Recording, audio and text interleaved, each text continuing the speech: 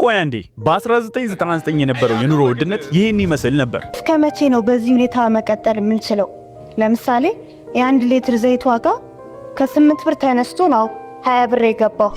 በጣም የኑሮ ነገር በጣም አስቸጋሪ ነው በአሁን ሰዓት። ከፔስታል አቅም 10 ሳንቲም የሚሸጥ ፔስታል 15 ሳንቲም ሆኗል። 2 ብር የሚሸጥ ሳሙና 2.75 ሆኗል።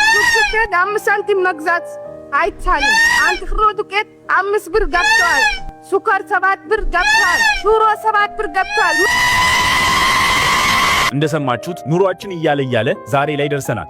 ቆይ ግን በ1999 ዓመተ ምህረት ላይ ኑሮ ተወደደ ያሉ ሰዎች ዛሬ የት ደርሰው ይሆን? አሁን ያለው የአዲስ አበባ ነዋሪ ካለው ገቢ ላይ የአስቤዛ፣ የትራንስፖርት፣ የመብራትና የውሃ ክፍያ፣ የቤት ኪራይና የመሳሰሉትን በሺዎች ከፍሎ እንደሚኖር በዛን ጊዜ ላለ ሰው ብንነግር ተአምር እንደሚሆንባቸው አንጠራጠርም። ማለት ቆይ አሁን ላይ እነዚህ ሰዎች አሁን ላይ ቢኖሩ ምን ይሉ ነበር?